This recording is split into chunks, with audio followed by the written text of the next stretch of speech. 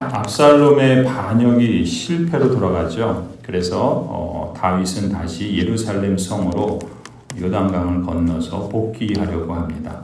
그때 여러 사람들을 만나게 되는 것을 오늘 본문에서 볼 수 있어요. 16절을 보면은 이 환궁하는 다윗을 맞으려고 시바와 또 시므이라는 사람이 급히 다윗 앞으로 나아오죠. 시므이는 어떤 사람입니까? 다윗이 다윗에게 사악한 자여 가거라 저주했던 사람이 바로 시므이였습니다. 그런 시므이가 이제는 다윗 왕이 이제 환궁한다는 소리를 듣고 환심을 사려고 높으신 임금님을 맞으려 내려왔습니다 라고 하면서 영접을 하는 겁니다. 만일 다윗 왕이 보복을 하거나 벌을 내린다면 가장 첫 번째 사람이 바로 이 시므이가 될 겁니다. 이 시므이 같은 사람이 그렇지 않겠습니까? 그런데 23절을 보면은 다윗이 어떻게 하죠? 너는 처형을 당하지 않을 것이다 맹세하면서 시므이를 용서하고 받아들입니다. 이 앞서 우리가 어제 본문에서 압살롬의 군대 장관 아마샤죠. 아마샤가 압살롬의 반역하는 일에 가장 앞장섰던 사람이잖아요. 근데 다윗 왕이 이 아마샤도 받아주지 않았습니까? 심지어 그를 자신의 군대 사령관으로 그렇게 세우는 정도였습니다. 아마샤도 그렇고 오늘 이 시므이도 그렇지 않습니까? 자기를 저주하는 사람을 오히려 죽여도 마땅한데 오히려 죽이지 않고 그를 받아주고 용서합니다. 이 두 사람을 다윗 왕이 용서하고 포용하는 것은 무엇입니까? 이보다 더한 사람이 없죠. 그런데 이런 사람들을 받아주겠다는 것은 모두를 포용하겠다는 그런 의지를 보여주는 것이라 할 수 있습니다. 이 용서를 통해서 다윗 왕은 과거 사울 왕의 지지 세력이었던 이 베냐민 사람들 그런 그 지파와 이제 화합을 이루어내는 것을 우리가 볼 수가 있습니다. 이 용서라는 것은 단지 이 복수나 징벌을 뒤로 미루는 게 아니죠. 그건 온전한 용서라고 보기 어렵습니다. 용서는 뭡니까? 나의 너그러움을 베풀어 주는 것이 아닙니다. 용서는 주님의 너그러움을 전하는 것입니다. 왜 그렇습니까? 도무지 용납하기 어려운 상처를 받았을 때 용서하는 것은 사람으로서는 사실 쉽지 않습니다. 신자니까 용서해야 된다고 말은 그렇게 하는지는 몰라도 그런 당위성보다는 내가 누군가 용서할 수밖에 없는 그 죄를 그리고 마땅히 죽어야 될 그 사망의 그 짐을 하나님의 무한한 은혜로 내게 베풀어 주신 그 하나님의 은혜, 내가 주님께 받은 그 은혜를 떠올려 본다면 그러면 그거보다 더한 죄는 어디 있겠습니까? 그거보다 더한 마땅한 형벌은 어디 있겠습니까? 그런 나를 주님께서 받아주셨다고 한다면 우리가 그 주님의 그 무한한 은혜를 받았다라는 것을 떠올려 본다면 우리의 다른 사람에 대한 그런 태도나 용서는 그냥 그래야 된다라는 것이 아니라 그냥 당위성보다는 하나님의 은혜를 떠올려 볼 때 우리가 어떻게 해야 할까라는 것을 우리가 잘 알 수 있지 않을까 싶습니다. 그런 점에서 용서는 그저 나의 너그러움을 베푸는 것이 아니라 주님의 너그러움을 전하는 것이라 말할 수 있는 것이죠. 또 계속해서 24절을 보면은 무비보셋이 나오죠. 무비보셋은 사울의 아들인 이 요나단 그리고 요나단의 아들이 무비보셋이죠. 사울의 손자라고 볼 수 있는데 말하자면 그 사울 가문에 남아있는 사람이라고 볼 수 있어요. 그런데 이 요나단의 아들 무비보셋이 예루살렘에서 내려와서 이제 다윗 왕을 맞이합니다. 아마도 30km 이상 걸어왔을 거예요. 이 무비보셋이 어떤 사람입니까? 다리를 저는 사람이죠. 이 다리를 저는 신체 장애가 있는 사람이라는 점을 감안할 때 그 긴 거리를 다윗을 맞이하기 위해서 걸어오는 일은 보통 일이 아니었을 겁니다. 그것도 그냥 평지를 내려온 게 아니라 예루살렘은 높은 산지에 있고 요단강은 낮은 지역에 있기 때문에 보통 일이 아니었을 거죠. 게다가 무비보셋은 뭐라고 말합니까? 다윗 왕이 떠나간 날부터 평안하게 돌아오는 날까지 수염도 깎지 않고 옷도 빨아입지 않았다. 그렇게 말해요. 그러니까 사울 집안의 종이 시바죠. 근데 이 시바가 어떻게 해요? 무비보셋이 장애가 있으니까 그를 이제 모함해서 그의 그 재산을 빼앗지 않습니까? 그러니까 시바가 말해준 내용과는 전혀 달랐던 것이죠. 그래서 무비보셋은 그 시바의 말과는 달리 다윗에게 처음부터 신의를 지키고 충성하는 사람인 것을 볼 수 있어요. 왜요? 사울의 집안 사람인데 자기를 죽여도 시원찮을 판에 자기에게 다윗 왕의 상에서 함께 먹을 수 있는 그런 그 은혜를 베풀고 또 그에게 또 잘 살 수 있도록 많은 배려를 해주지 않았습니까? 그런 은혜를 입은 무비보셋의 입장에서는 다윗에게 신의를 지키고 충성하는 것이 마땅한 도리라 여겼겠지요. 그런데 시바는 이 사울 집안에, 말하자면 무비보셋 집안의 종인데 이 종이 오히려 이제 주인을 배반하고 모함했던 겁니다. 이런 식으로 모함해서 무비보셋의 모든 재산을 다윗 왕에게 이제 허락을 받아서 자기 것으로 빼앗았던 것이죠. 그런데 이제 다윗 왕이 돌아오면서 환궁하면서 그 사실을, 그 진실을 알게 된 거예요. 앞서 시바의 일방적인 말만 듣고 그에게 속은 것을 다윗이 이제 알아차린 거죠. 하지만 이미 시바에게 그 재산을 주겠다라고 말했고 또 그로 인해서 벌할 수 없는 상황이기 때문에 다만 다윗 왕은 시바가 차지했던 그 땅을 반반씩 나누어 주도록 이제 조치를 합니다. 이 무비보셋은 왕이 안전하게 돌아오셨으니 땅이야 시바가 다 차지해도 상관없다 이렇게 대답하고 이런 자세를 취하지 않습니까? 그러니까 무비보셋 입장에서는 자신은 욕심도 없고 진심으로 다윗을 염려했던 그런 사람이라는 점을 이렇게 입증하고 싶었던 거죠. 그렇게 보면은 이 무비보셋이 원한 것은 땅을 다시 찾는 게 아니었습니다. 재산의 회복을 원한 게 아니라 관계 회복을 원했던 겁니다. 자신에게 은혜를 베푼 다윗 왕에게 자신이 배신한 사람으로서 그 관계가 깨진 것을 그 자신의 재산을 회복하는 것보다 더 귀하게 여기고 그래서 그 관계 회복을 원했던 거죠. 그러니까 무비보셋이 원하는 것은 보상이 아닌 거예요. 진실이었던 거죠. 그리고 땅이라는 그 재산이 아니라 그 물건이 아니라 다윗이라는 사람을 원했던 것입니다. 이 무비보셋의 말에는 진실함이 묻어있고 또 그의 태도에는 다윗 왕에 대한 존중감이 배어 있었던 것을 느낄 수 있어요. 그런데 우리가 더 주목할 것은 이 무비보셋이 어떤 사람이었습니까? 아주 낮은 자아상을 가졌던 사람이에요. 그런데 오늘 본문을 보면 다윗에게 말하는 면을 보면 사뭇 다른 면모를 보게 되죠. 이 무비보셋은 어려서 조실부모하지 않습니까? 그 아버지 요나단이 죽잖아요. 그리고 급하게 피신하다가 이제 다리를 다치게 되고 후천적인 신체 장애를 입은 사람입니다. 그러니 그야말로 부모는 없죠. 또 장애는 있지요. 젊은 시절부터 다 이 무비보셋은 자신을 뭐라고 말하냐면 성경을 보면 자기는 죽은 개 같은 사람이었다. 그런 인생을 살아왔던 거죠. 이런 왜곡된 자아상 속에 살았던 사람이 무비보셋인데 어느 누구에게도 자신을 환대해주고 자신을 사람답게 대해준 사람을 경험하지 못한 거겠죠. 그런데 다윗을 통해서 그것도 왕이 자신을 죽여도 마땅한 그런 상황 속에서 오히려 자신을 환대해주고 받아주는 그 다윗이 얼마나 감사했겠습니까? 감사한 마음만 갖는 게 아니라 내가 누구인가? 내가 어떻게 살아가야 되는가를 이 무비보셋이 깨달은 것 아니겠어요? 건강한 대인관계라는 건 이런 거구나. 사람을 대하는 자세가 이래야 되는 거구나 하는 것을 비로소 배우는 거예요. 그래서 이 건강한 관계를 충분히 경험하지 못했던 이 무비보셋이 어떻겠습니까? 늘 사람들에게 거절받을까 봐 두려웠던 거예요. 그러니까 건강하게 관계를 맺지 못하고 오히려 마음속으로 그냥 꿍꿍 그냥 쌓아두기만 하고 불만을 쉽게 터뜨리기만 했지 그 관계를 바로 세워가는 것을 몰랐던 겁니다.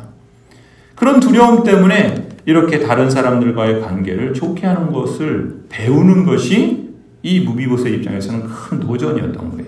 그런데 지금 오늘 본문을 보니까 이 무비보셋이 말하고 그 태도를 갖는 걸 보면요, 이전의 모습과는 다른 모습을 보게 되는 거예요. 지금 다윗 앞에서 어떻게 합니까? 그 두려움 때문에 움츠리기보다는 오히려 그 자신을 모함하고 자신의 재산까지 빼앗아간 그 종을 배려하는 정도로 그런 마음의 너그러움과 그런 태도를 보여줍니다. 그거는요, 그냥 나올 수 있는 게 아니에요. 자신감이 있고 자아 존중감이 있는 사람이 그런 겁니다. 자신을 막대하는 사람에게 대해서 참아주고 받아주고 배려할 수 있는 것은 그냥 아무나 할 수 있는 게 아닙니다. 두려운 사람은 그런 걸 못해요. 왜냐하면 자기가 또 거절당하고 또 그것으로 인해서 손해를 입을까 봐 늘 그렇게 살아왔기 때문에 남도 자신을 그렇게 대할 거라는 생각을 갖고서 그렇게 사는 것이죠. 그런데 이 무비보셋은 그게 아니라는 것을 이제 다윗에게 배웠던 것이고, 그걸 경험하면서 그만큼 자신감 있는 삶의 자세를 갖게 되었다는 것을 오늘 본문의 그 대화를 통해서 우리가 확인할 수 있습니다. 말하자면 무비보셋은 다윗과의 만남을 통해서 그가 가졌던 그 신체적인 장애에 대한 부끄러움이 아니라 더 나아가서 그 장애를 극복했을 뿐만 아니라 심리적인 장애, 성인이 되어도 어린아이 같은 그런 모습을 이제는 극복할 수 있었던 거예요. 이 심리적 장애로부터 치유되어서 자유롭고 또 자존감 있는 그런 삶을 살아가는 모습을 우리가 엿볼 수 있는 것이죠. 여러분, 구원이 뭡니까? 구원은 우리 영혼만 구원받는 게 아닙니다. 무비보셋이 원래 사울의 가문의 요나단의 아들 아닙니까? 그러면 왕자예요. 근데 자신의 그 신분을 자기 스스로도 다 잃어버린 거죠. 그래서 거지 같은 존재로 죽은 자라는 그런 인식을 갖고 살아왔는데 비로소 이제 진정한 왕자의 위치로 회복되는 모습을 우리가 이 무비보셋에서 볼 수 있지 않습니까? 이게 구원이 바로 이런 겁니다. 우리가 신자로서 받은 구원의 은혜에는 우리의 영혼이 구원받는 것만이 아니라 우리의 몸의 부활도 하나님께서 약속하셨을 뿐만 아니라 하나님과의 관계가 회복되는 것처럼 이 땅을 살아가면서 우리는 내가 누구인가에 대한 바른 안목을 되찾아가는 복이 있는 겁니다. 세상이 보는 대로, 세상이 평가하는 시각대로 거기에 배어서 자신도 그렇게 살아가는 부정적인 왜곡된 자아상이 아니라 하나님이 나를 보시는 눈으로 나를 진정한 모습으로 볼 수 있는 안목을 가질 수 있는 거예요. 이게 구원받은 사람의 모습입니다. 나 자신과의 관계에서 그야말로 샬롬이 확대되는 것, 이건 역시 구원의 은혜라고 볼 수 있는 것이죠. 그뿐이겠습니까? 자기를 하나님의 눈으로 볼 수 있는 사람은 비로소 다른 사람도 그렇게 볼 수 있는 거예요. 자신을 하나님의 눈으로 보지 못하니까 다른 사람도 그렇게 보지 못하고 그래서 거절하고 또 불평하고 원망하고 관계를 더욱 악화시켜 나가는 겁니다. 감사할 줄 모르고 또 배려할 줄 모르고. 그런데 그것을 이제 이 다윗을 통해서 경험하는 것이죠. 자신만큼 하나님의 눈으로 볼 때 자신이 소중한 존재라는 것을 알게 된 이 사람은 자신만큼이나 다른 사람도 귀하고 소중한 존재라는 것을 깨닫고, 그리고 그것을 마음속으로만 갖는 것이 아니라 그것을 표현하고 또 그렇게 행동하면서 다른 사람도 존중하고 배려할 수 있게 된 것이죠. 이건 역시 구원의 은혜입니다. 다른 사람과의 관계에서 평강이, 즉 샬롬이 확대되는 것이라 볼 수 있죠. 그렇게 보면은 예수 그리스도를 만날 때 회복되는 그 구원의 은혜는 상당히 크고 넓은 거라고 볼 수 있습니다. 우리가 죄로부터 죽음의 문제가 해결되어서 영원한 생명을 얻을 뿐만 아니라 우리 자신의 삶에 있어서도 하나님과의 관계에서 바른 관계 속에서 기쁨을 누릴 줄 알고 또 하나님이 보시는 눈으로 나를 볼 줄 아는 건강한 자아상을 갖게 되고 또 거기에 기초해서 건강한 관계를 세워나가는 힘, 이것도 구원의 은혜에 포함된다 볼 수 있습니다. 그리스도로 말미암은 구속의 범위가 이렇게 넓은 거죠. 이처럼 참된 자유와 포괄적인 구원의 은혜를 베풀어 주시는 우리 주님 예수 그리스도, 얼마나 참 감사하고 찬송할 일입니까? 끝으로 이제 31절부터 이어지는 말씀을 보면은 바르실레가 소개되지요. 80 노인인 바르실레가 직접 요단 강가에 나와서 다윗 왕이 건너는 것을 돕는 장면을 우리가 보게 됩니다. 바르실레는 부자라고 소개하고 있어요.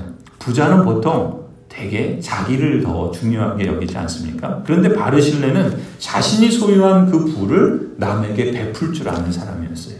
심지어 다윗이 이제 요단강 동편의 마하나임으로 도망갈 때 그 도망가는 사람을 도와주는 것은 사실 그 사람 입장에서는 좋지 않은 일을 당할 수도 있는 거 아니겠습니까? 그럼에도 불구하고 어려움에 처한 다윗에게 식량과 군수품을 제공해주는 그런 배려가 있는 그런 도량이 있는 사람이라고 볼 수가 있어요. 그래서 결국 다윗이 이제 반격할 수 있는 발판을 마련해주는 간접적인 도움을 준 사람이라고 볼 수도 있겠죠. 여러분 생각해 보세요. 모두가 배신하고 버리는 상황입니다. 그런데 그런 다윗의 입장에서 당시 바르실레가 보여준 환대와 이 도움의 손길이 얼마나 고맙겠습니까? 얼마나 소중했겠어요.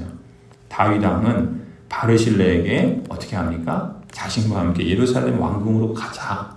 그렇게 청합니다. 함께 가서 이제 자신이 바르실레를 잘 대접하겠다고 그렇게 말을 합니다. 여러분 바르실레가 권력을 탐하는 사람이면 어떻겠습니까? 옳거니 기회가 왔구나 이렇게 받아들였겠죠. 그런데 오히려 바르실레는 정중하게 거절합니다. 그러면서 이렇게 대답하죠. 35절에 제 나이가 지금 80입니다. 제가 이 나이에 좋은 것과 나쁜 것을 어떻게 가릴 줄 알겠습니까? 이 종이 무엇을 먹고 마신들 그 맛을 알기나 하겠습니까? 노래하는 남녀가 아름다운 노래를 부른들 제가 이 나이에 잘 알아듣기나 하겠습니까? 그러니 이 종이 높으신 임금님께 다시 짐이 되어서야 되겠습니까? 이 종은 임금님을 모시고 요단강을 건너려는 것뿐인데 어찌하여 임금님께서는 이러한 상을 저에게 베푸시려고 하십니까? 지금 왕이 요단강을 건널 수 있도록 이렇게 배려할 뿐만 아니라 자신에게 상을 주고 또 다윗 왕 옆에 있으면 어떻게 되겠습니까? 그만큼 권력을 누릴 수 있지 않겠어요? 그런데 그것을 다 사양하면서 끝까지 낮아진 마음을 보여주는 것을 볼 수 있습니다. 그러면서 오히려 바르실레는 자신의 아들을 다윗에게 보내면서 다윗을 섬길 수 있도록 그렇게 또 행하는 것을 우리가 보게 되지요. 바르실레는 이 다윗 왕이 요단강을 건너는 것을 끝까지 돕고 서로를 축복하면서 이제 자기의 집으로 돌아가지 않습니까? 이 바르실레의 모습은 우리가 앞서 보았던 시바라든지 시므유 같은 사람과는 완전히 다르지 않습니까?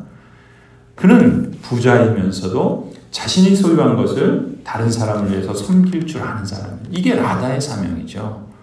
부자라고 다 베풀 수 있는 게 아니에요. 오히려 부자가 더 욕심이 있는 경우들도 우리가 종종 보지 않습니까? 그것은 자신의 삶에 대해서 내가 어떻게 살아가야 되는가에 대한 인식이 있는 사람이 이런 행동을 할 수 있는 거죠. 무엇보다 그 인식을 어디서 갖겠습니까? 창조주 하나님께서 내게 베풀어 주신 은혜다라는 인식인 것이죠.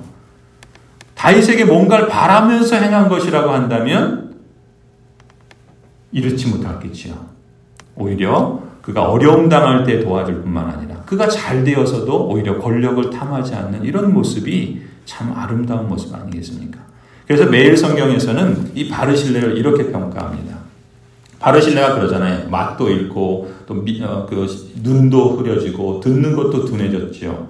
바르실레는 그래서 나이가 많이 들어서 시각, 미각, 청각이 둔해졌지만 누구보다 밝은 감각을 지닌 사람이다. 그는 권력을 탐하며 다윗 주변을 기웃거리는 수많은 그런 사람들, 시므이가 그렇고 지금 시바가 그런 사람 아니겠습니까? 또 다윗 주변에 그런 사람들이 많이 있었겠죠. 그 사람들과는 달리 다윗이 오히려 늘 곁에 두고 싶어야 하는 그런 사심 없는 사람이다라고 이렇게 평가를 합니다. 자신의 목적을 이루고 원하는 바를 얻으려는 처세술이 아니라 왕이신 하나님과 주님이신 예수 그리스도에 대한 신의와 충정에서 비롯되는 섬김과 사랑의 태도, 이런 사람이라면 바르실레처럼 우리도 누구나 함께 있고 싶은 사람이 아니겠습니까? 아니, 우리가 그런 사람이 된다면 그것이 얼마나 참 복되고 아름다운 모습이겠습니까? 그리스도인으로서 우리들이 얻기를 추구하고 사모해야 할 참 소중한 성품과 자질과 또 삶의 태도와 또 베푸는 그런 한대의 모습, 이것이 우리가 추구하고 사모해야 할 모습이 아닌가 싶습니다.